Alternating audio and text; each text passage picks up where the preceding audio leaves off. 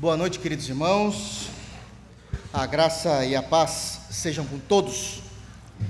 Por gentileza, irmãos, abram suas Bíblias no livro de Neemias, capítulo 7. E diferente da semana passada, que nós lemos um texto bem grande, nós iremos ler poucos versículos nesse culto, pelo menos como texto base daquilo que nós iremos falar, dos versos 70 a 73. Neemias, capítulo 7, versos 70 a 73.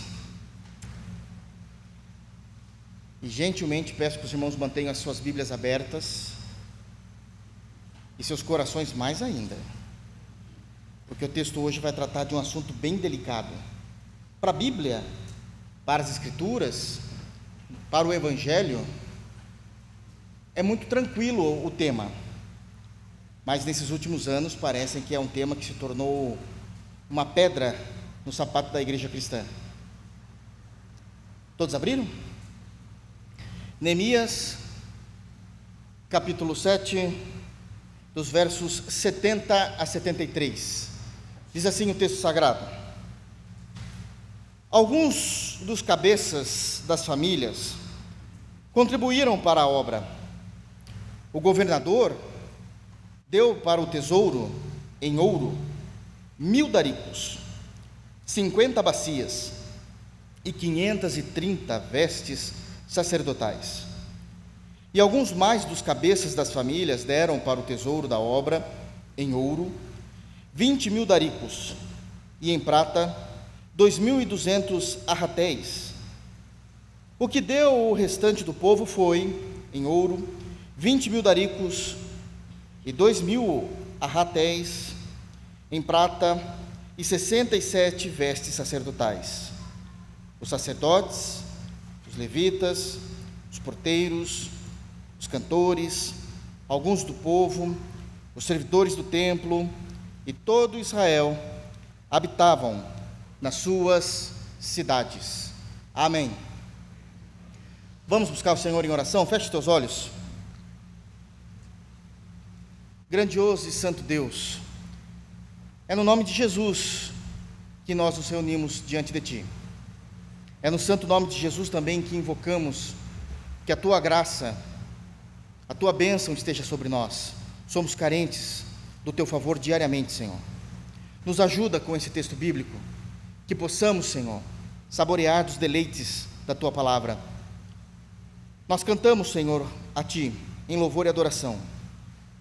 E em um determinado hino nós cantamos que para o Senhor nos ajudar a compreender o Teu livro e entender definitivamente que os Teus pensamentos são mais altos que os nossos.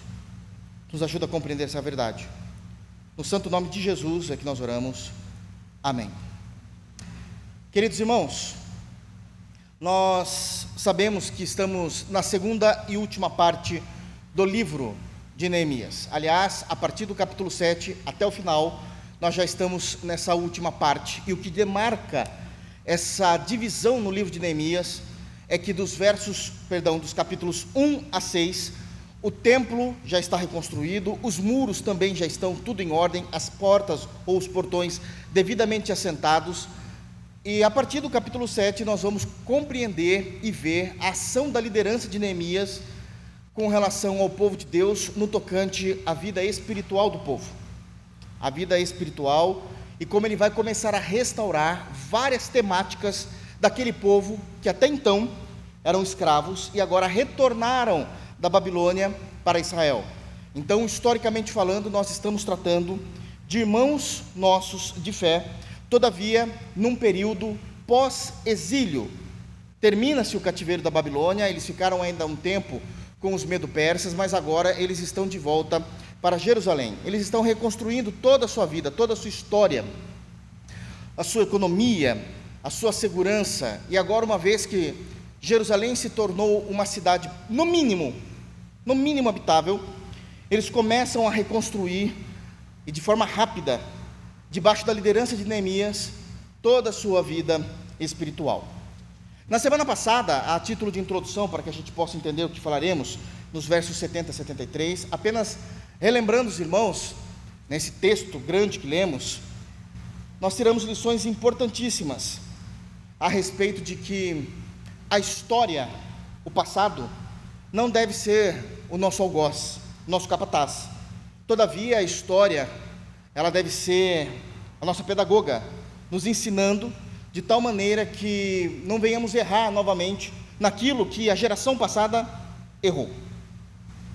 Termina-se esse ponto, lições importantes tiramos nesses primeiros 69 versículos do livro de Neemias, e de imediato entra essa informação que nós acabamos de ler.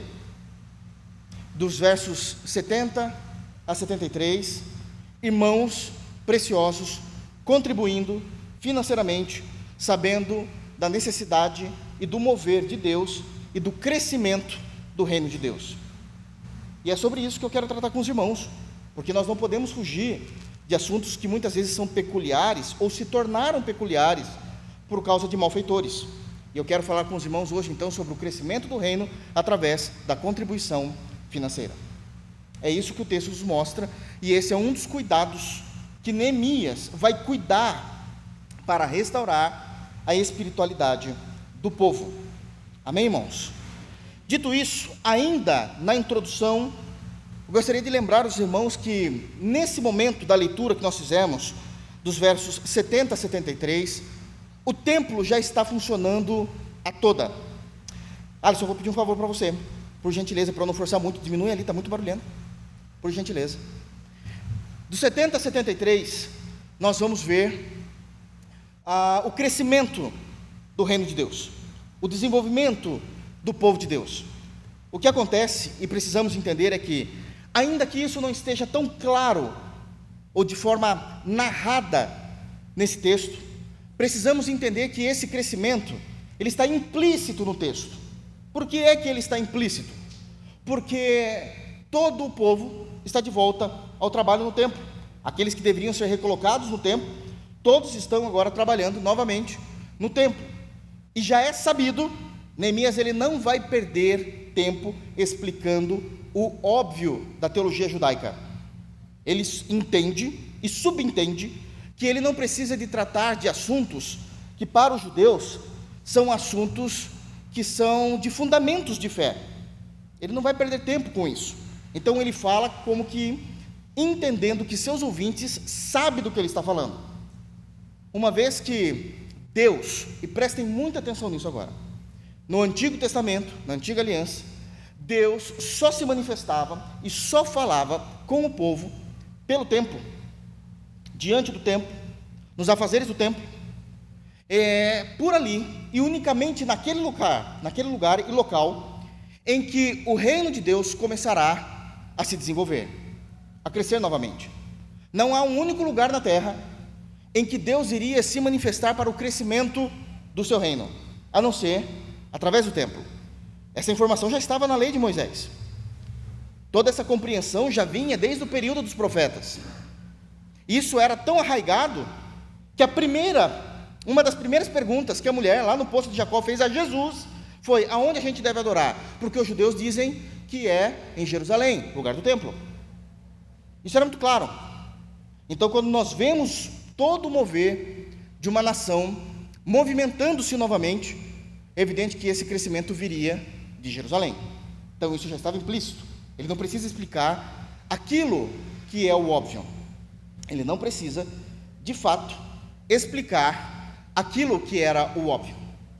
Mas existe uma informação muito importante no texto, e agora de forma clara, que o crescimento do reino de Deus, prestem muita atenção.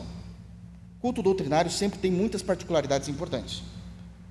O crescimento do reino de Deus, vírgula,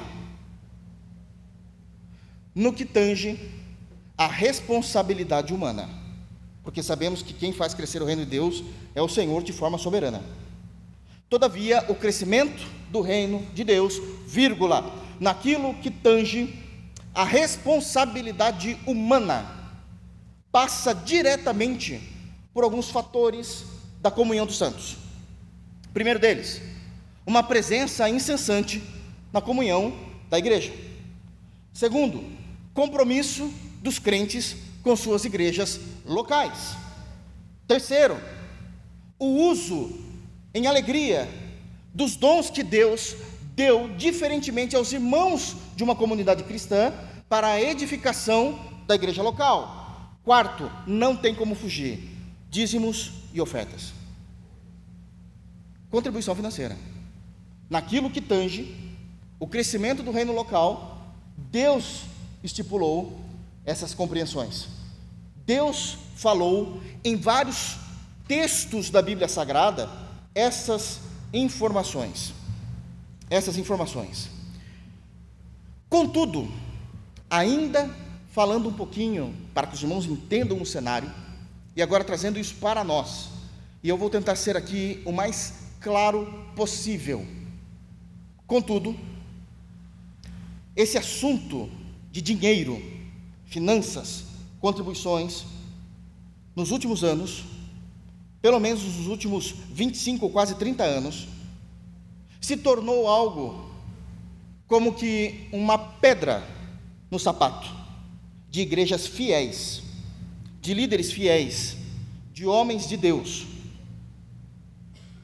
Aquilo que é um assunto muito tranquilo e simples tratado nas Escrituras, se tornou alvo de perseguição, ridicularização, se tornou alvo de chacota, e muitas das vezes por meio de irmãos da igreja. Eu defendo, e aqui é uma compreensão minha, deixo isso muito claro, que esta perseguição moderna começou a acontecer de forma nacional em 1995. Eu já falei aos irmãos, eu tenho uma memória muito boa. Em 95, eu estava entrando na minha adolescência, saindo daquilo que a gente chama de junior e indo para a adolescência. Outubro, por volta das 8h30 da noite. Pois é, eu tenho esses detalhes muito claros na minha mente. O Jornal Nacional solta uma reportagem da Igreja Universal do Reino de Deus. Alguém se lembra dessa reportagem? Mostrando todo o trabalho inescrupuloso do herege bispo Edir Macedo. Como ele trata as finanças da igreja, quais são as técnicas que ele utiliza para ganhar mais dinheiro, a ganância de uma denominação, a exploração de pessoas simples e pobres, e isso agora, num tom pesado, da década de 90, Jornal Nacional, que alcançava altos índices de Ibope. Não havia internet nos domicílios, não existia WhatsApp para informações, a Globo mandava e desmandava nesse país, mas dessa vez, ela tinha feito uma reportagem às escondidas, colocou um repórter escondido para acompanhar a vida de bispos da Igreja Universal do Reino de Deus, passou-se um tempo com eles, filmou cultos, momentos de oferta, conseguiu, não sei como, mas tem imagem, isso está no YouTube até hoje, conseguiu imagens inéditas de Edir Macedo se reunindo com a sua liderança em algum lugar, algum sítio, não me lembro se era dele ou não, mas era algum lugar de sítio, de descanso, de entretenimento, e num determinado momento ele está ensinando toda a sua liderança a como angariar dinheiro de uma forma não bíblica. Esse assunto era um assunto muito tranquilo até 95. A partir de outubro de 95, todas as vozes não evangélicas desse país se levantaram contra todas as igrejas evangélicas, colocando tudo no mesmo saco, no mesmo balaio, me perdoe a expressão. E começa-se, até então, um assunto que perdura até hoje. E aquilo que é um assunto muito notório, muito tranquilo, muito simples nas Escrituras Sagradas, me perdoe novamente a expressão, mas se tornou um pandemônio, uma dificuldade em igrejas fiéis, de homens fiéis, para que eles pudessem lidar com esse assunto. para ajudar e dar mais força a esses que criticam todo aquilo que envolve a contribuição financeira em igrejas protestantes, ainda hoje, não podemos fugir disso, ainda hoje, há igrejas e mais igrejas, denominações e mais denominações, e agora não falo apenas da Igreja Universal do Reino de Deus, mas muitas igrejas que de forma ilícita trabalham, ensinam e arrecadam em seus templos. Com isso, ainda continua uma chama viva de ódio contra a igreja protestante no Brasil, por causa destes que fazem uso errado das finanças, não entendendo os textos bíblicos. E isso é um perigo. E isso é um perigo. Temos um elefante na sala. Não podemos dizer que ele não está lá. Precisamos tratar do assunto. E é justamente sobre isso, com relação ao reino de Deus e ao crescimento do reino de Deus, que eu quero tratar com os irmãos na noite de hoje. Amém? Dito isso, gostaria de dividir o meu sermão em 4 lições importantíssimas. A primeira lição será talvez a mais longa, seguida das 3 últimas, que será bem mais tranquila, todavia necessária para a nossa compreensão daquilo que está sendo nos ensinado no texto. E de imediato eu já quero começar dizendo, em primeiro lugar, a primeira lição, quando nós lemos esse texto diante de nós, do versículo 70 a 73, é que a contribuição financeira sempre foi algo normativo no reino de Deus. A contribuição financeira sempre foi algo normativo no reino de Deus. E isso é de extrema importância. Queridos, eu quero dizer tranquilamente, seguramente a vocês, que nós somos a única geração da história da igreja, a única geração da história da igreja que levantamos constantemente argumentos para que não venhamos dizimar e nem ofertar. Evidente que eu não estou falando de você diretamente, mas estou falando de toda uma comunidade evangélica em nosso país. Nós somos a única geração que realmente teve problemas com esse tema. Óbvio que no Antigo Testamento, as Escrituras nos dizem e nos falam a respeito de uma geração que também não dizimava e que também não ofertava. Essa geração é a segunda geração pós-cativeiro. Nós estamos na primeira, eles acabaram de chegar, estão restaurando toda a cidade. Mas na segunda geração, quando todos esses irmãos, inclusive Neemias, já estão com o Senhor, e levanta-se uma nova geração, filhos desses homens, netos desses homens, Deus levanta um homem de Deus, um profeta chamado Malaquias. E Malaquias vai tratar desse assunto. Todo o livro de Malaquias, ele é escrito como se fosse uma audiência de Deus para com eles.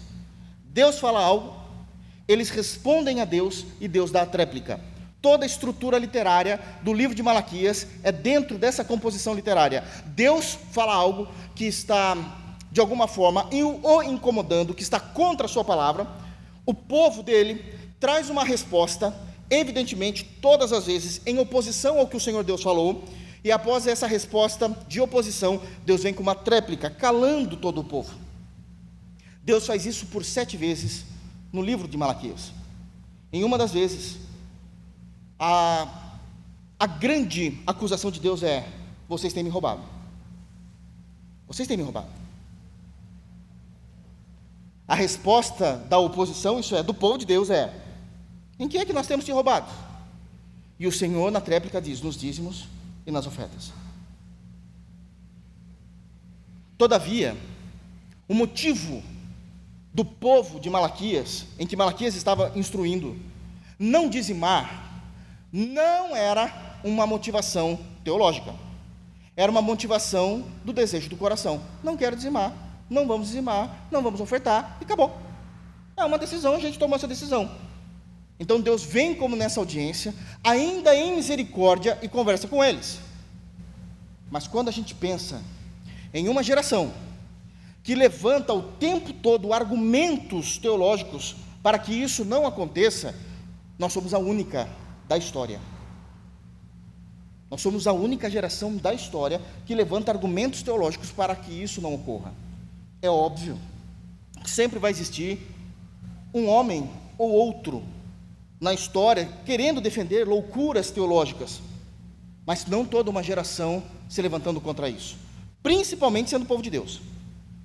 Principalmente sendo povo de Deus. Eu entendo os ímpios, não concordo com eles quando eles falam sobre isso, mas povo de Deus machuca, porque parece que não estão entendendo absolutamente nada. Parece que de fato eles não estão entendendo absolutamente nada. Nós somos a única geração que se opõe a isso. Estou generalizando porque é enorme essa oposição. Mas quando nós lemos o texto, esse texto que está diante de nós vamos perceber que uma vez que Neemias colocou todas as pessoas de volta no seu devido trabalho, ou colocou novas alocações, novas decisões, tudo aquilo que ele tomou, qual é a segunda ação do povo? Após todos saberem o que precisam fazer quando acordar pela manhã, a segunda ação é: nós iremos contribuir. E o texto fala disso de uma forma muito orgânica. Neemias não ordenou. Neemias não falou do assunto. Eles simplesmente fizeram. Aliás, o próprio Neemias fez isso. Está aqui no versículo de número 70, o governador, é Neemias aqui. Ele mesmo faz.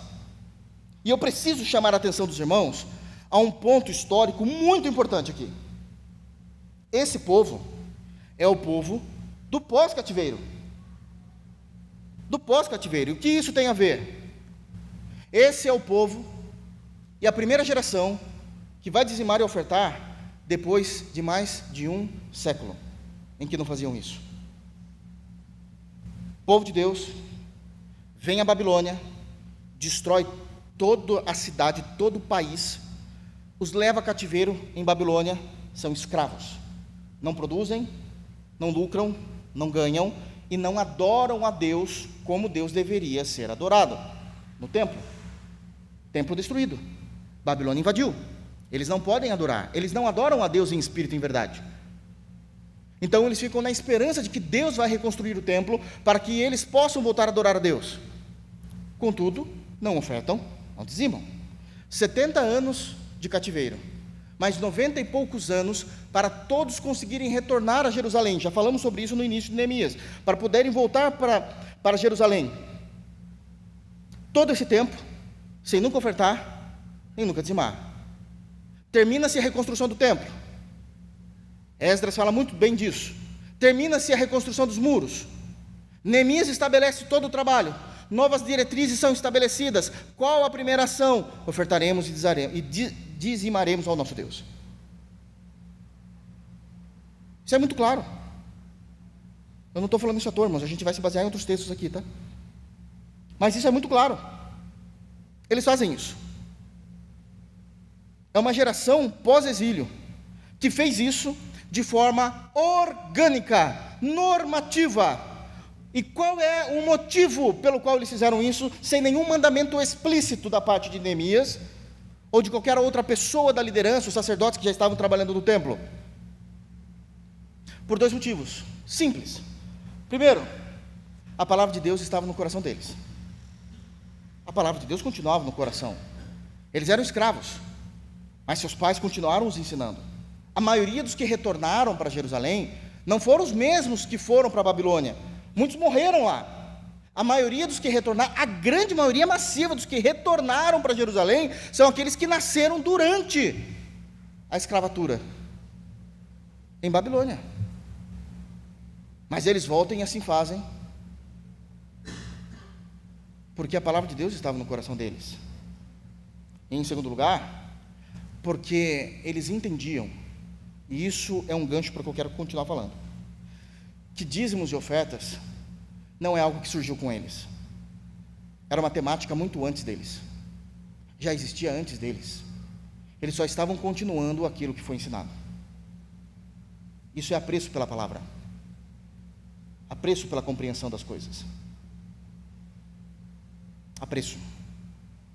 Então a contribuição financeira sempre foi um ato normativo no meio do povo de Deus, e continuo falando sobre isso.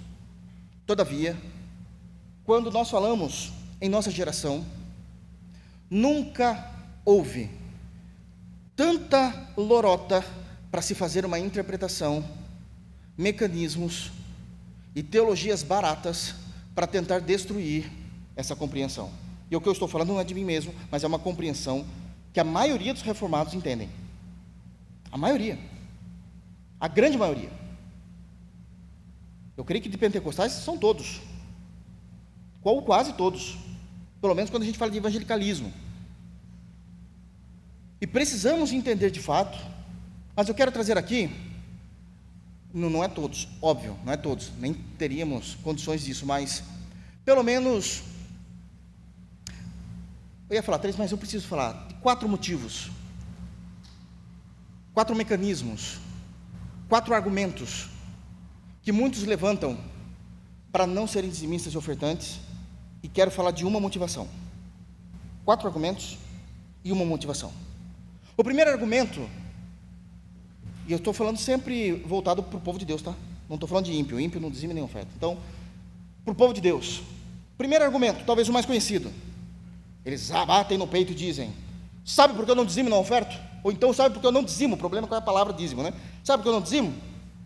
Porque dízimo é da lei, mas nós vivemos na graça. Que argumento espúrio. Um argumento errado. Um argumento que não se sustenta biblicamente. E com todo respeito, mas preciso ser firme aqui, mostra a ignorância teológica de alguém que defende isso. Dízimo é antes da lei. O dízimo não apareceu na lei. O dízimo é antes da lei. E isso é uma compreensão muito clara para todos. Aqueles que falam, dízimo é só o mandamento da lei e na graça não aparece absolutamente nada sobre isso, realmente não lê a Bíblia. Esse é o primeiro argumento. Deixa eu explicar para vocês. A primeira vez que alguém oferece o dízimo, de forma muito clara, é Abraão. E isso acontece em Gênesis 14. Em Gênesis 14. Nós já vamos lá ler. Todavia, em Abraão, nós vamos ter depois Isaac. Isaac, vem Jacó. Prestem atenção, vai colocando isso na mente. Abraão vem a sua genealogia. Isaac vem Jacó. Jacó vem os 12 cabeças de tribo. José era até então o filho mais novo de Jacó. Foi vendido para o Egito pelos próprios irmãos. Foi para o Egito. Foi para a casa de Potifar. Recebe um tratamento terrível da esposa de Potifar. Vai parar na cadeia, ainda jovem. Passou 13 anos na cadeia. Depois de 13 anos, ele sai e se torna governador do Egito. Vem uma fome sobre todos os lugares da terra, menos no Egito. Eles se preparam estrategicamente. Tem celeiros guardados para 7 anos de comida. Isso é estratégia, isso é compreensão, isso é logística. Eles conseguem fazer isso. Jacó está com fome, seu pai velho, mas agora já tinha mais um filhinho, mais novo, Benjamim. E pede para todos os seus filhos, exceto Benjamim, irem para o Egito para falarem e para comprarem comida. Com quem que eles se deparam? José. Mas não conhecem o seu irmão. Muita coisa mudou, a fisionomia, a velhice foi chegando, e não reconhecem o seu irmão José. José tem uma conversa com eles e diz o seguinte: olha, se tudo isso é verdade que vocês estão falando que está acontecendo, e que vocês têm um irmão, eu quero... não, Benjamim foi com eles e fala: vocês voltam, vai buscar seu pai e deixa Benjamim comigo.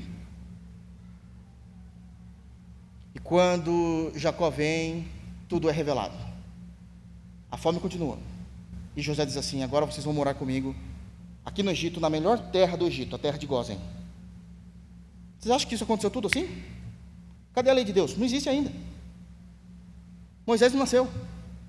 E eles ficam na terra de Gósen. Morre o faraó atual, amigo de José, que conhecia José. Entra o novo faraó, fica com medo do crescimento do povo judeu e os torna escravos.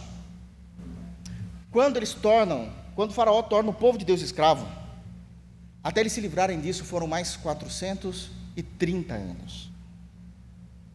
430 anos.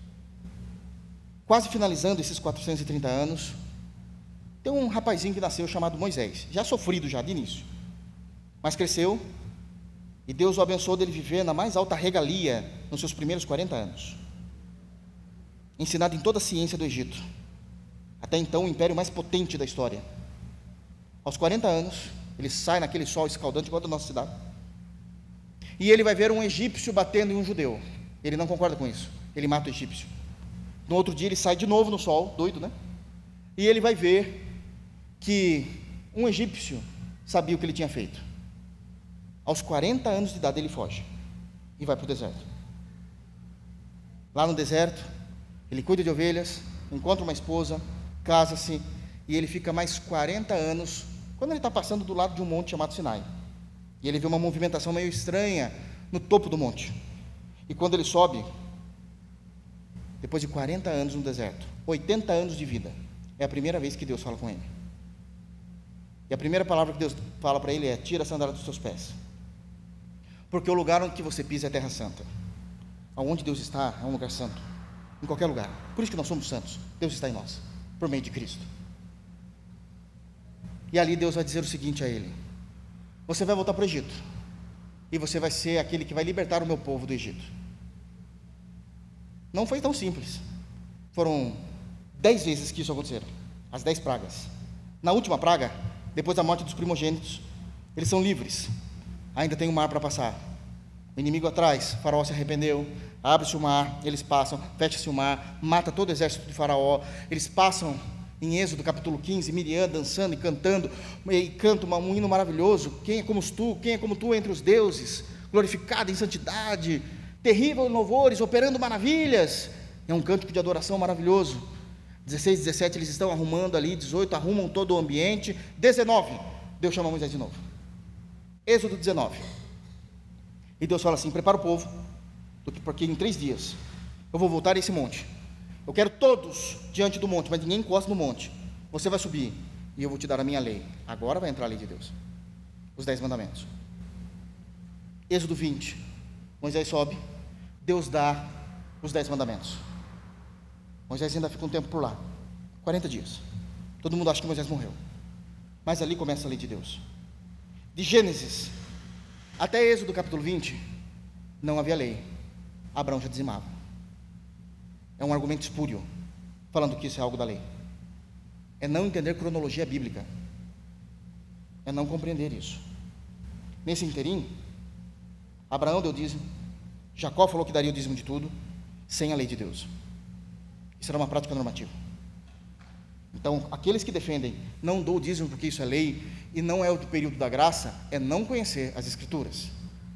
Segundo argumento, que muitos falam do porquê não dizimam. Eu não dizimo porque não sobra. Porque não sobra.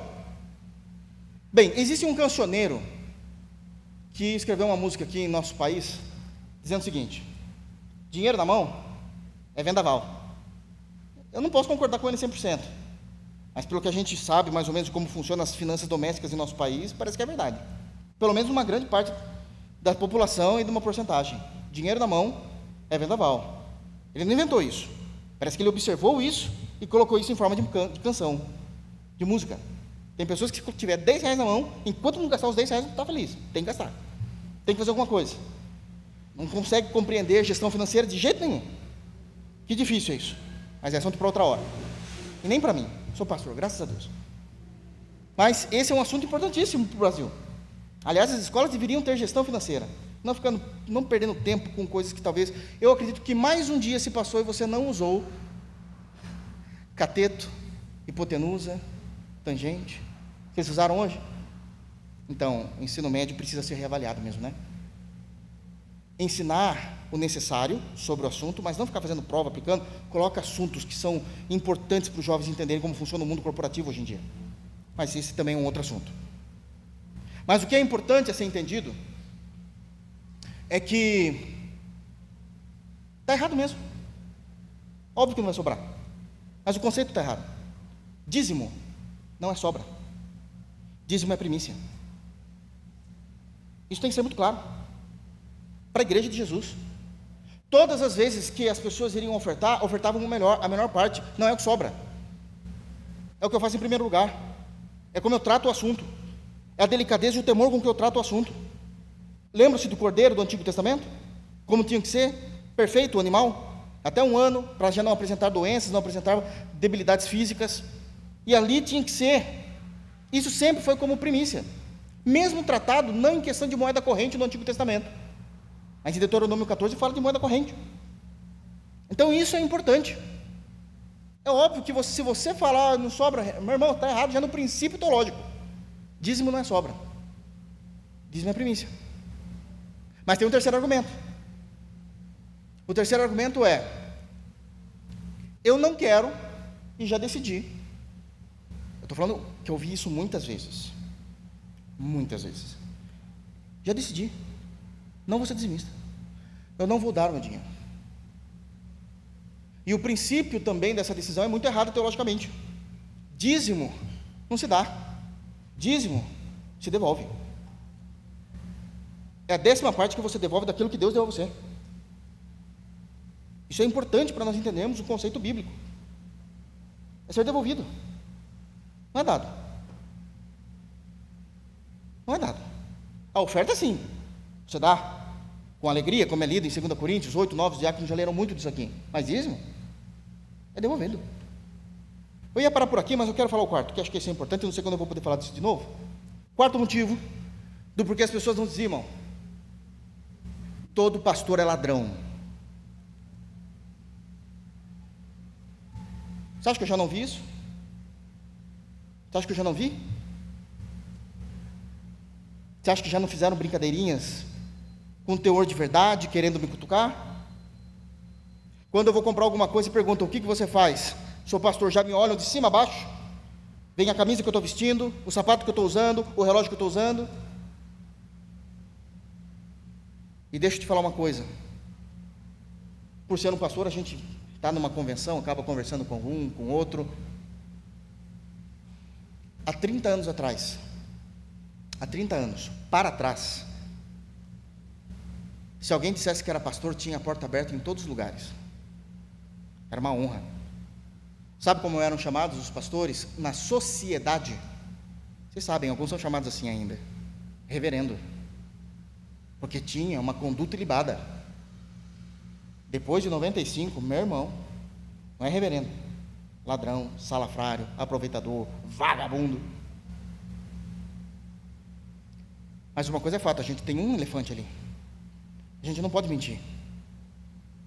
Não só pastor, como vários líderes de outras denominações que não se chamam pastores, são salafrários mesmo, filhos do diabo, que fazem um uso incorreto de uma doutrina, de uma informação, de um tema, e se torna e faz com que esse tema seja indecoroso. Todavia, nós não paramos de fazer o que é certo em detrimento de algumas pessoas que estão fazendo o que é errado. A palavra de Deus é a palavra de Deus. A gente resolve de outras formas. Bom, qual forma? Da maneira como a palavra de Deus nos orienta. Simples. A gente vai para Mateus 18. A gente vai para ajudar, para informar, falar o que está acontecendo. É dessa forma que a gente faz. É simples. Não paramos. Mas eu preciso falar então de alguns. Aí tem uma motivação. Isso aqui é muito importante. Já dei os 4 motivos, então eu vou te falar da motivação. Toda conversa, quando a gente fala de ser humano, falar de 100% é muito difícil, mas vamos lá. 99%, também tranquilamente, irmãos, deixa eu falar uma coisa. Ah não, pastor, mas veja bem, eu não estou falando de você, na sua intimidade, na sua leitura da sua casa. Estou falando de você tratar de pessoas, anos e anos, eu não estou falando nem da nossa igreja não, mas de todas as igrejas, pessoas, seminários, aulas que você dá, o tempo todo. 99%, quando entra nesse debate de dízimo, se é para a igreja ou não, não estão falando com o coração para adorarem a Deus. É tentando achar cláusula de exceção para não precisar fazer. A base da conversa não é hermenêutica, para falar: não, eu amo tanto o Senhor, que eu quero de fato saber o que é o correto. Não. A base é a usura do coração. Eu não quero dar mesmo. Então eu quero fazer de tudo para entender que eu não preciso fazer. Geralmente quem nega isso, eu falo geralmente, mas é uma grande maioria, são pessoas que não atuam na igreja, não estão por dentro do que a igreja está passando, são pessoas que só cobram e nada fazem. Então é muito fácil, é muito simples. Não sabem da realidade diária de uma igreja. Não sabem. 99%. Tem aquele 1% que eu entendo, ele está com devoção para entender o que é o correto, mas 99% não é isso não, eles estão tratando de usura. Mas eu quero fazer então alguns esclarecimentos. O dízimo vem antes da lei. Eu quero agora abrir com os irmãos, por favor, em Gênesis. E eu preciso que vocês prestem atenção nessa leitura de Gênesis 14, porque nós vamos entender ela um pouquinho melhor depois. Gênesis, capítulo 14, e eu quero ler com os irmãos apenas os versos 18 e 19, e aí eu dou o contexto. Gênesis 14, até o 20, tá? 18, 19 e 20. Todos abriram? Olha o que é dito. Melquisedeque, rei de Salém, trouxe pão e vinho. Era sacerdote do Deus Altíssimo.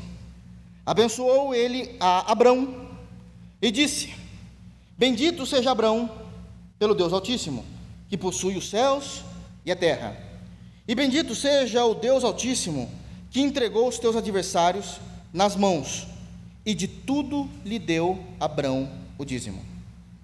O que está acontecendo é que, eu vou falar de Abraão, que é mais fácil, né? Abraão, ele foi para uma guerra, venceu a guerra, e depois ele teve que libertar o seu sobrinho Ló, que só colocava Abraão em enrascada, sobrinho que nem um tio quer ter, mas ele vai lá ajudar. E é nesse momento que ele tem os 318 que vai juntamente com ele, e esses 318 são só guerreiros, tá, irmãos? Não tem nada de espiritual nisso, como alguns falam, a campanha dos 318, para com isso. Eram pessoas que trabalhavam ali para Abraão. Abraão tinha muitas posses, e eles foram para a guerra. Deus abençoou Abraão, Deus foi com Abraão, ele fez com que Abraão vencesse essas guerras, liberta Ló, mas ele não terminou ainda. Falta, parece que, uma das guerras para acontecer, quando a gente lê o versículo 21, que vai falar do rei de Sodoma. Mas, depois que ele vence e consegue resgatar Ló, ele está voltando, e ele está voltando com os despojos disso. O que são os despojos? É aquilo que ele conseguiu pegar após vencer a guerra.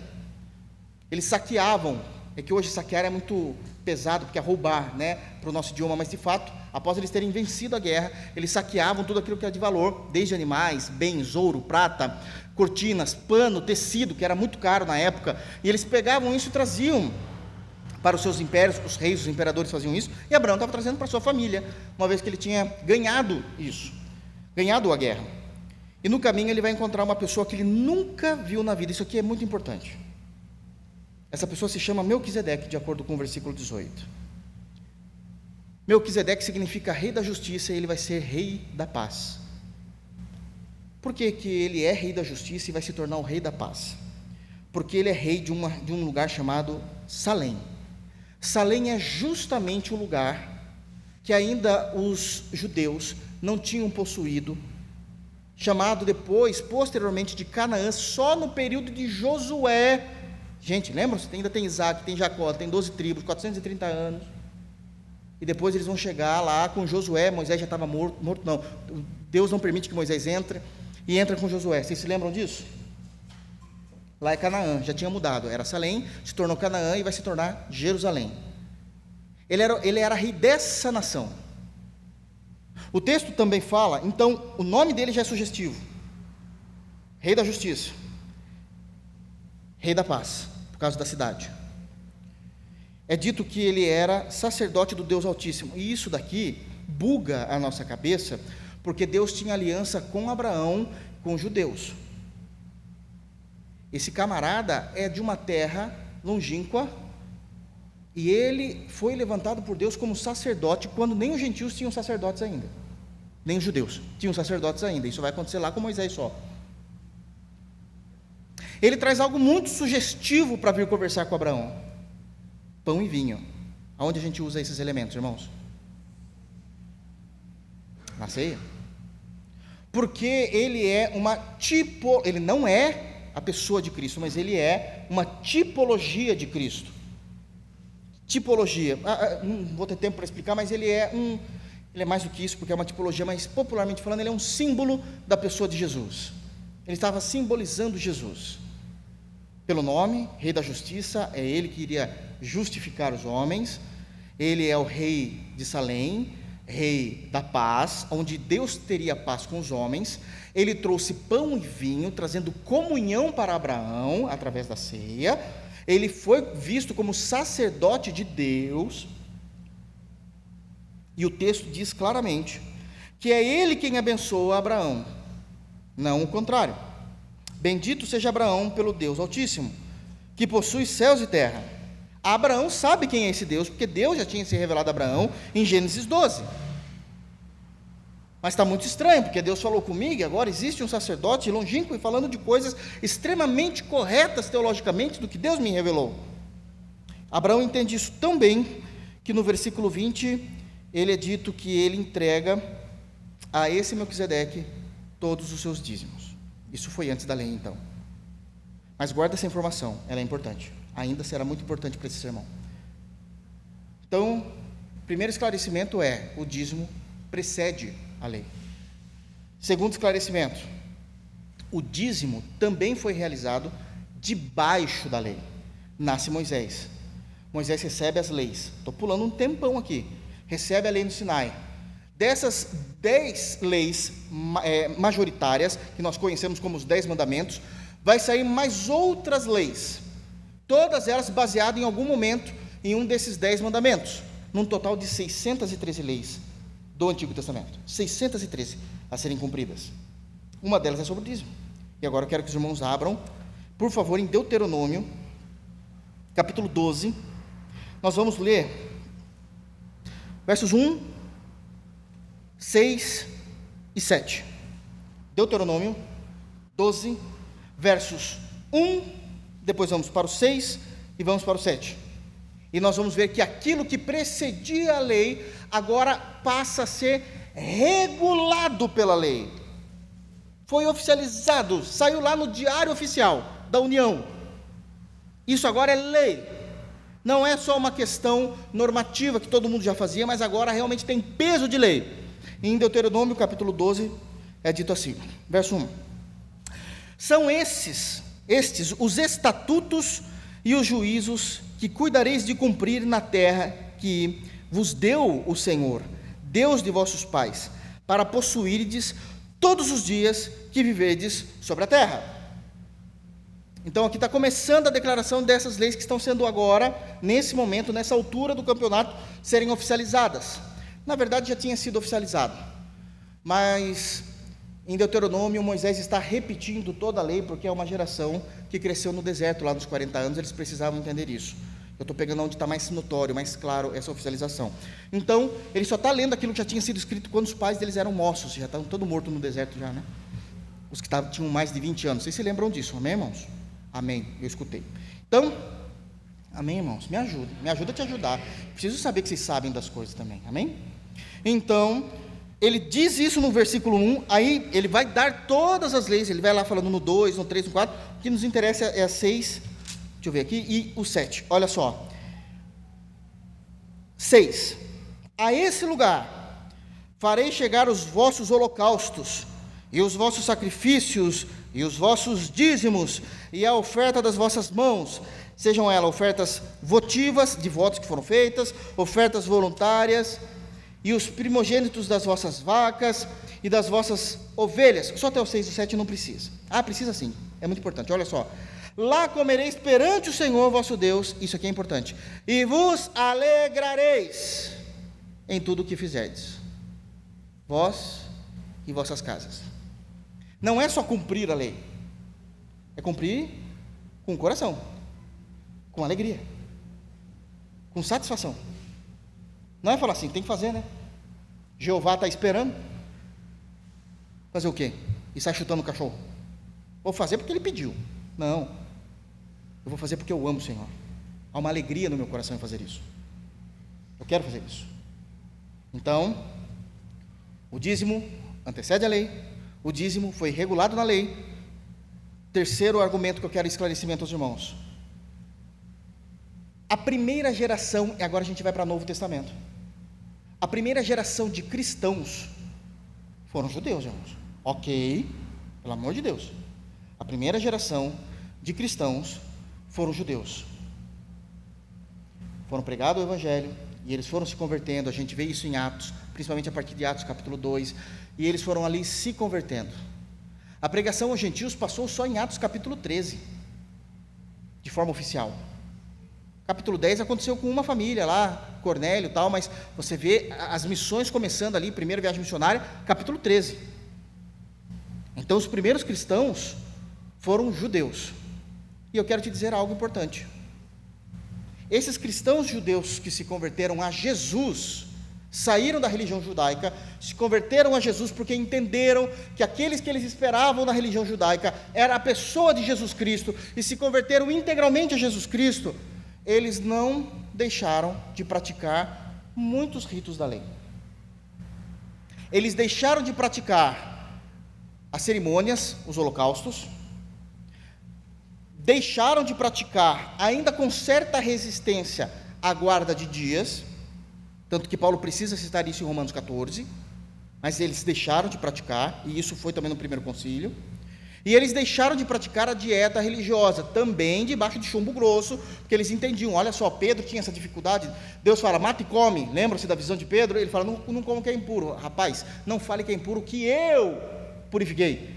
Não é impuro, é impuro. Então eles tinham uma certa dificuldade, mas esses 3 pontos eles deixaram com o tempo: os sacrifícios, a dieta religiosa e a guarda do sábado. E os demais? Muitas coisas eles continuaram, e em nenhum momento isso influenciou ou transgrediu a nova aliança. Eu dou um exemplo aqui bem simples para os irmãos entenderem. Em Atos dos Apóstolos, vamos abrir lá, Atos capítulo 2, por favor, Atos dos Apóstolos, capítulo 2. Em Atos dos Apóstolos, capítulo 2, nós vamos ver que os crentes em Jesus, diariamente, ainda iam no templo para orarem. E esse templo não era cristão. Nessa época de Atos dos Apóstolos, o cristianismo estava começando, não existia templo cristão. Aliás, isso vai acontecer só no período de Constantino. Está bem longinho ainda. Uns 300 anos ainda. Mas, eles estão indo em qual templo, irmãos? Por favor, me falem. Templo de Salomão, o de verdade. Não o herético ali. O verdadeiro. Eles estavam indo lá. Fazer o quê? Orar. Isso é errado? Não. É essencial para a salvação? Também não. Então transgride o Novo Testamento? Não. Então eles podem fazer. Aí que maturidade tem que ter para fazer isso? Atos, capítulo 2. Vamos ver o versículo 42 ao 46. Olha só. Falando de como viviam os primeiros cristãos. É muito conhecido esse texto, olha só. E perseveravam na doutrina dos apóstolos e na comunhão, no partir do pão e nas orações. Isso aqui já é o evangelho, de alguma forma maravilhosa, que só o Espírito Santo consegue compactar. Doutrina dos apóstolos, toda a teologia bíblica, a comunhão dos santos, o partir do pão, a ceia e as orações. Isso é o evangelho. Está falando de crente, em Jesus, está falando de judeu. Eles são judeus que nasceram lá, mas deixaram a religião e são crentes. Em cada alma havia temor, e muitos prodígios e sinais eram feitos por intermédio dos apóstolos. Ok, isso aconteceu mesmo, de fato. Todos os que creram estavam juntos e tinham tudo em comum, vendiam as suas propriedades e bens, distribuindo o produto entre todos, à medida que alguém tinha necessidade. Isso aqui não é dízimo, isso aqui é necessidade de irmãos. Isso aqui não é nem oferta na igreja.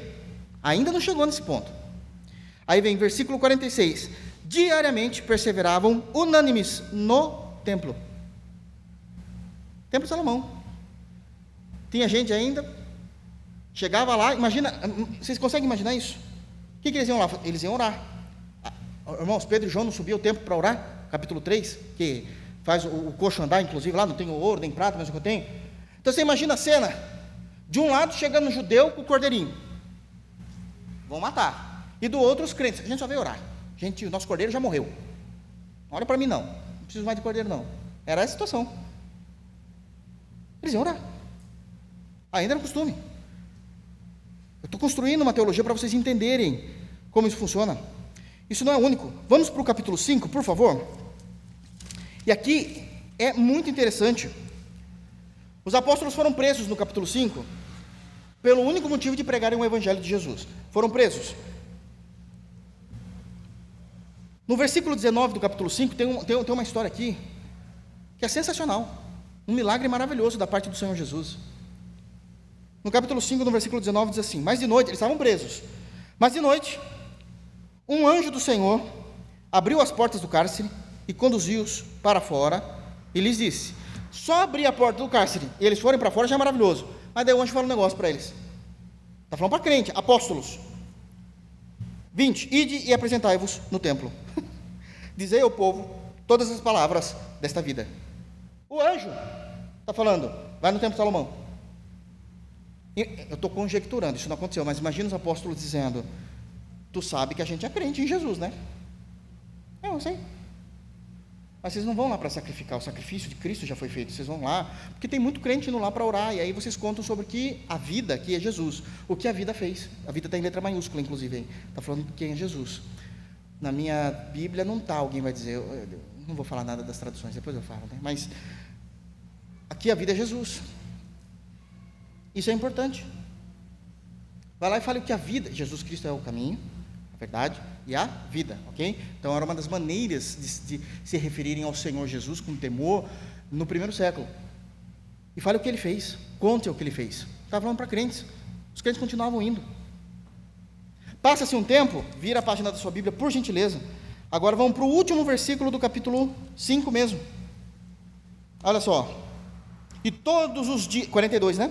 E todos os dias no templo,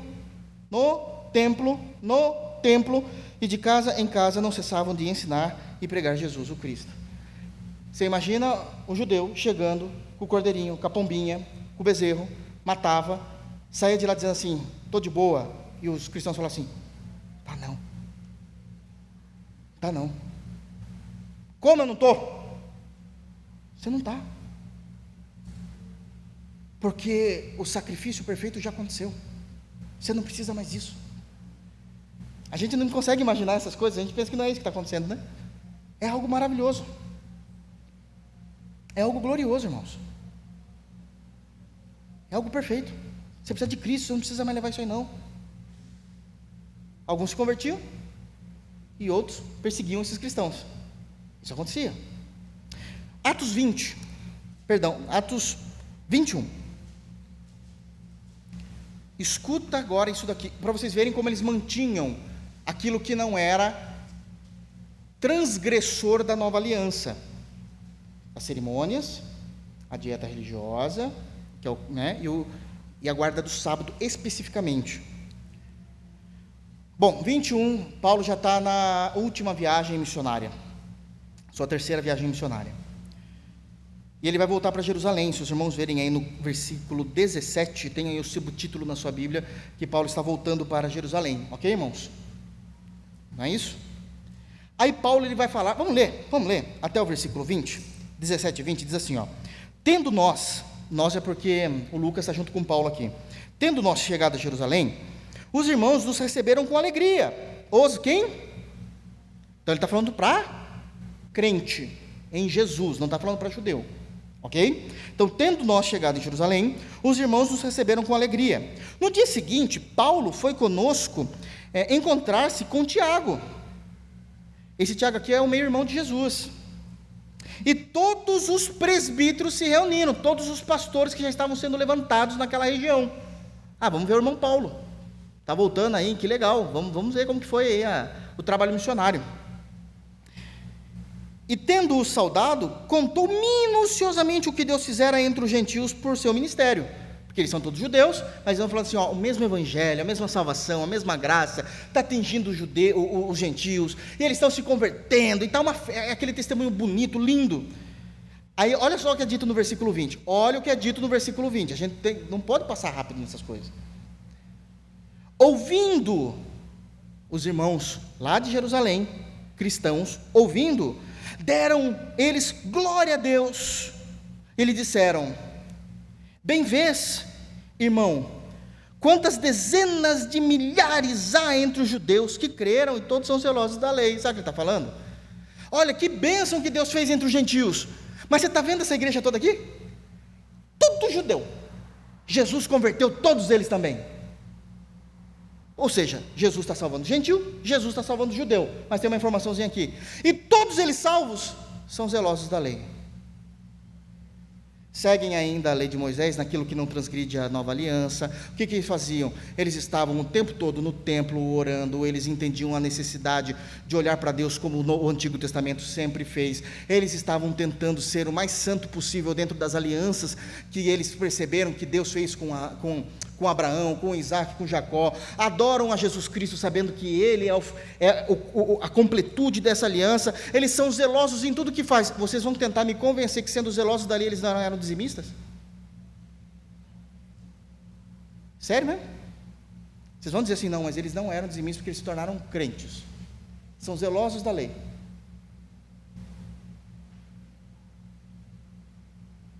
Está no texto. Fica bravo comigo, está no texto.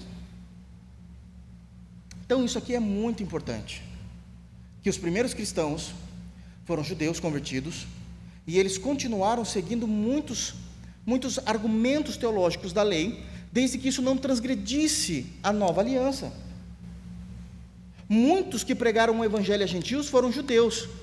Você acha que os gentios não diziam assim, olha, eu era um pagão, mas agora Jesus me encontrou, Jesus me salvou, lá no paganismo eu fazia assim, mas como que a gente faz a questão financeira aqui na igreja de Jesus Cristo? Você acha que os judeus falavam o que para eles? É como a gente sempre fez, desde muito antes, quando Deus fez o pacto com Abraão, sempre foi assim, um dízimo, a oferta. Não tem problema nenhum em crermos nisso, irmãos. Deixa eu falar uma coisa, dízimo existe antes da Igreja Universal, para que as pessoas parem de olhar que as igrejas que recebem o dízimo são igrejas, me perdoe a expressão, mas como eles falam, safadas. Não é, claro que não, isso sempre foi assim. Esses embates teológicos são muito recentes, sempre então a igreja de Jesus esteve errada, só agora, pós-puritanismo, que agora sim a gente conhece a Bíblia, antes o pessoal não entendia nada. Isso é muito difícil. Quarto esclarecimento. Eu não saí da primeira lição, né? Não vai dar para terminar mesmo. Quarto esclarecimento. Isso também é muito importante. No Novo Testamento, não há uma doutrina ou mandamento direto dizendo, sede dizimistas. É verdade, e isso é um argumento muito forte que eles têm. Não há. É verdade. Todavia, o contrário também é verdade. Não há proibição. Se a gente for levar para esse lado, então não vai convergir nunca as informações, porque não está dizendo que deve fazer, mas também nunca foi dito que não pode, que isso caiu em desuso. Não existe isso, irmãos. Não existe. Isso é muito importante. Mas as Escrituras se silenciam nisso. E aqui eu vou dizer que é onde tem essas interpretações, e baseados realmente na história reformada. O argumento do silêncio, muitas vezes, privilegia. O argumento do silêncio não é que o dízimo não havia na igreja do Novo Testamento, é que não era necessário dizer. Porque Jesus vai trabalhar essa questão, é que às vezes a gente quer só se opor àquele contexto imediato e esquece com quem Jesus está falando. E também o autor de Hebreus vai dizer isso, e a gente vai ler, antes de nós terminarmos esse sermão. Embora não exista de fato, vocês precisam ser dizimistas, o mesmo texto no Novo Testamento não fala assim, jejuai. Não tem. E cristão jejua. Mas também não tem. Porque já é esperado. Se nós abrirmos, por favor, no Evangelho segundo Mateus, capítulo 23, versículo 23, nós vamos ver Jesus conversando com o fariseu sobre isso. E eu sei que o argumento é, mas os fariseus não são cristãos. Pelo amor de Deus, olha como Jesus está lidando com a situação. No capítulo 23, aliás, o capítulo 23, irmãos, é só pancada feia no lombo dos fariseus. Jesus, é a última conversa que ele vai ter basicamente com os fariseus, então ali ele vai de fato esculachar, de forma santa, mas ele vai esculachar os fariseus. E no capítulo 23, e no versículo 23, ele faz aquela expressão de juízo, ai de vós, isso é uma expressão de juízo. E olha só o que ele diz, Ai de vós, escribas e fariseus, hipócritas, porque dais o dízimo da hortelã, do endro e do cominho, e tendes negligenciado os preceitos mais importantes da lei, a justiça, a misericórdia e a fé. Devíeis, porém, fazer estas coisas, sem omitir aquelas. A hipocrisia deles é que eles querem mostrar que eles eram dizimistas, mas não queriam demonstrar ou agir com justiça, misericórdia e fé. Jesus fala, então isso é hipocrisia. É isso que vocês devem fazer. Fazer o quê? Agir com justiça, misericórdia e fé. Fazer estas coisas, sem omitir o que vocês já estão fazendo, o dízimo. E alguém diz assim, mas isso é para falar. Esse é o grande problema. Jesus está falando com pessoas que dízimo de hortelã, cominho, isso é só um plus. Não era isso que eles dizimavam. Sério que vocês acham que se constrói templo, se faz manutenção com hortelã e cominho? Pelo amor de Deus, irmão, sério? Será que a ignorância é tanto assim? Sendo que eles não podiam vender o que ia para o templo? Era para o uso dos levitas? Foi o anjo que veio construir as coisas? Manter? Os fariseus e os escribas eram aqueles únicos que realmente levavam mais do que o necessário. Não era com o coração, era para se mostrar. É por isso que Jesus está bravo aqui. O cominho, o hortelã, é o plus. Vocês têm que agir com justiça, com misericórdia, com fé. Façam essas coisas, mas não omitam aquelas. Não são excludentes. Uma coisa excluindo outra. E um outro ponto importantíssimo do texto é que quando Jesus diz e faz essa comparação, vocês são dizimistas, todavia vocês fogem ou não fazem os preceitos mais importantes, como a justiça, a misericórdia e a fé. Justiça, misericórdia e fé são preceitos morais. O dízimo não é. Todavia, Jesus coloca no mesmo patamar. Façam essas coisas, mas não omitam aquelas. Isso é maturidade para entender. Até que chega o autor aos Hebreus. Um hebreu falando com uma igreja hebraica convertida a Cristo. E aí ele deixa algo muito claro. Vamos lá? Hebreus, capítulo 7. E aqui a gente vai precisar ler mesmo do versículo de número 1 a 10. Hebreus, capítulo 7. O que é que está acontecendo, para a gente terminar, o que é que está acontecendo em Hebreus, capítulo 7? É a explicação teológica do que aconteceu naquele encontro entre Abraão e Melquisedeque, lá em Gênesis, o primeiro texto lido. Por isso eu falei, guarda essa informação, que a gente precisa entender isso. Gênesis narra a informação. Hebreus expõe a exposição da informação.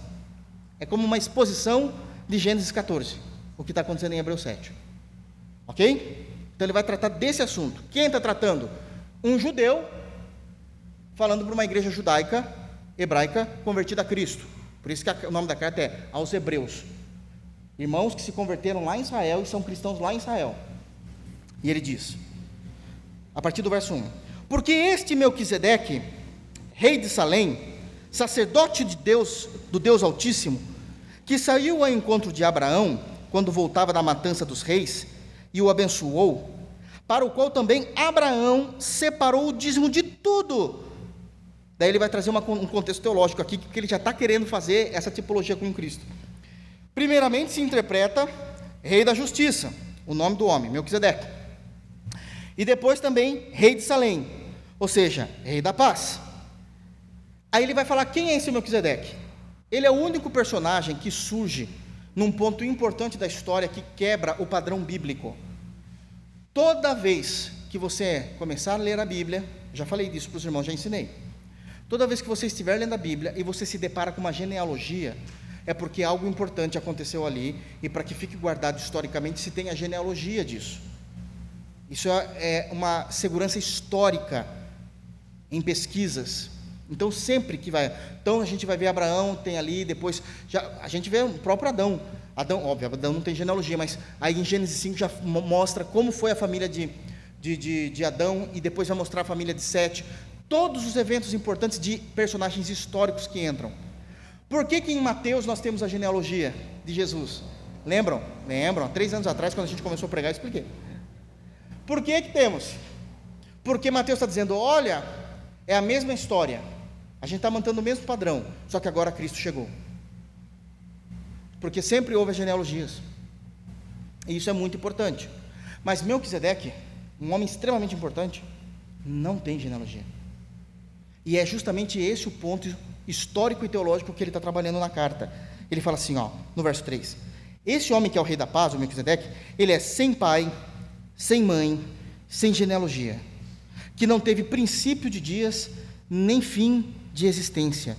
Entretanto, feito semelhante ao Filho de Deus, permanece sacerdote perpetuamente.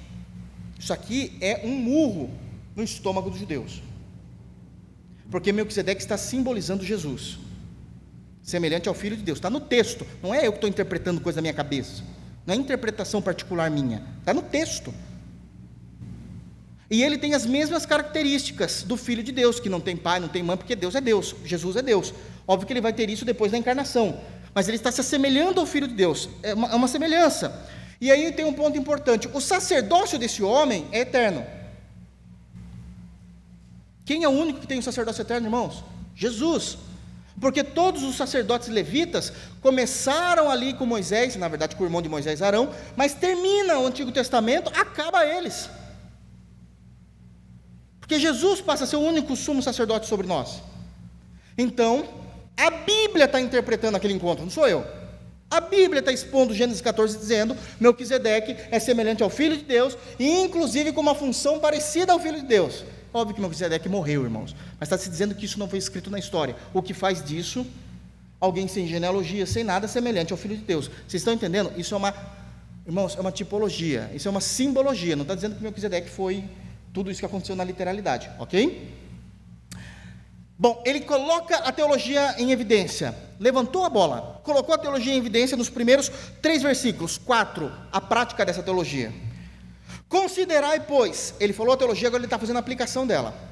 Considerai, pois, como era grande este a quem Abraão, o patriarca, pagou o dízimo tirado dos melhores despojos. Está dizendo, olha como era grande, hein? Esse homem. Porque até mesmo Abraão, que é o grande, Abraão é o pai dos judeus, esse pagou o dízimo para Melquisedeque. Isso tem que ser levado em conta, ele está dizendo. Existe um simbolismo espiritual nisso. Ora, verso 5: os que dentre os filhos de Levi recebem o sacerdócio têm mandamento de recolher, de acordo com a lei, os dízimos do povo, ou seja, dos seus irmãos, embora tenham estes descendido de Abraão. Eles estão dizendo o seguinte: depois que Abraão teve Isaac, Jacó e Jacó, as 12 tribos, uma das tribos é Levi. Essa tribo, ela nem é contada quanto as 12, porque essa tribo não tem terra. Deus não deu nada para essa tribo. Todas as terras receberam, a tribo de Ruben, de Gad, Naftali, Judá, está tudo lá, Zebulon, Dan. Mas a tribo de Levi não recebeu nada de terra. Por quê? Porque Deus separou todos os Levi, de onde vem levitas, separou todos os de Levi para trabalharem em tempo integral para Deus. Bem, como eles comem? Como eles vivem? Se eles não podem trabalhar? Então, essas tribos davam dízimo no templo, e esse dinheiro era para o uso dessas pessoas, para o reino de Deus. Elas precisam comer, precisam viver, precisam ter uma vida boa, digna. Servo de Deus não precisa viver mendigando, irmãos. Isso é um erro. Foi assim que Deus estipulou. É o que ele está dizendo. Dentre os filhos de Levi que recebem o sacerdócio, tem mandamento de recolher, de acordo com a lei, os dízimos do povo. No versículo 6 diz assim: entretanto, aquele cuja genealogia não se inclui, ele está falando de Melquisedeque, essa genealogia não existe entre eles, recebeu dízimos de Abraão e abençoou o que tinha as promessas. Ok, entendi, você pode estar dizendo, mas o que isso tem a ver? O que simboliza isso? E aqui vem a explicação. 7, evidentemente, é notório, é claro, não é discutível, evidentemente, é fora de qualquer dúvida que o inferior é abençoado pelo superior. Quem abençoou quem naquela conversa? Melquisedeque abençoou Abraão. Ele é superior a Abraão. Isso é evidente. Aliás, ele continua nessa explicação. O 8. Aliás, aqui são homens, por favor, em nome de Jesus, entendam isso. Aliás, aqui são homens mortais, os que recebem dízimo. Aqui que ele está se referindo é os levitas. São homens que estão trabalhando para Deus, eles recebem o dízimo, mas vão morrer. Já morreram. Você acha que esses homens aqui estão vivos ainda, irmãos? Depois de 2000 e poucos anos? Pelo amor de Deus. 2000, a gente está falando do Antigo Testamento. Depois de 4.000 anos, você acha que eles estão vivos? Alguns dizem 4.000 anos de história, não de escrita, mas de história do Antigo Testamento. Mais 2 de novo, 6.000 anos. Você não vê ninguém de 6.000 anos andando na rua. Esses homens morreram.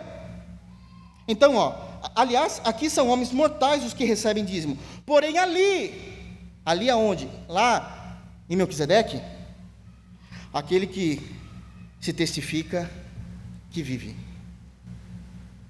Ele está falando de Cristo aqui.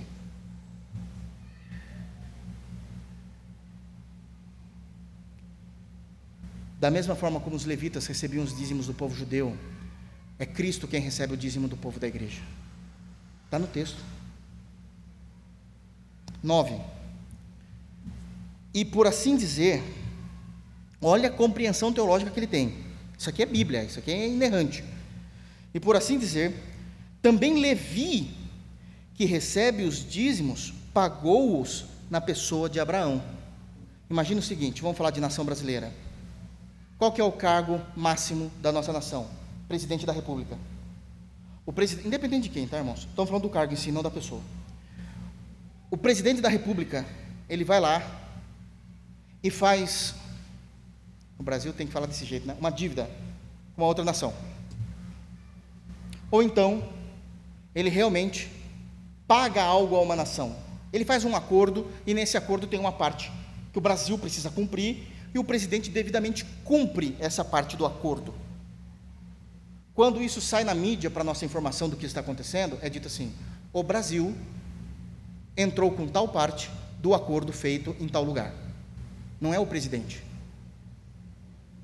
Porque o presidente, como cargo máximo, representa a nação. Abraão representava todos os levitas. Quem pagou o dízimo para Melquisedeque foi o Abraão. Mas até mesmo os levitas que recebem dízimo, na pessoa de Abraão, que é o cabeça dos judeus, pagaram para Melquisedeque. Olha que teologia é essa. Porque ele é extremamente superior. 10. Porque aquele... Gente, se isso aqui não é uma tipologia de Cristo, pelo amor de Deus. Porque aquele ainda não tinha sido gerado por seu pai, quando Melquisedeque saiu ao encontro destes. Os levitas não haviam sido gerados ainda de Abraão, mas já tinham pago isso por causa de Abraão. A mesma coisa acontece com Cristo como nosso representante na cruz. Ainda nem fomos gerados quando Cristo aconteceu, a gente está recebendo algo de 2.000 anos atrás. É essa a teologia que precisamos crer. Que os levitas, aqueles que recebiam dízimo, pagaram na pessoa de Abraão. Aquele que vive para sempre, porque os levitas morrem. Mas aquele a quem Melquisedeque tipifica, simboliza, não morre. Cristo recebe os dízimos. Por isso eu estou dizendo que contribuição financeira nunca foi uma temática difícil para a igreja do povo de Deus. Isso aconteceu de 95 para cá. Realmente, com o escárnio que aconteceu, pelo menos ao meu ponto de vista, na Igreja Universal do Reino de Deus. Mas isso sempre ocorreu. Sempre ocorreu. Tem mais 3 lições desse texto, mas a gente não tem tempo para pregar, para vocês verem como é extenso o assunto. Mas que fique claro aos irmãos, que a contribuição financeira, dízimos, ofertas, sempre foram uma temática muito clara. Nunca foi sobra, sempre foi primícia. Nunca foi lei. Foi antes da lei e depois foi regulado na lei.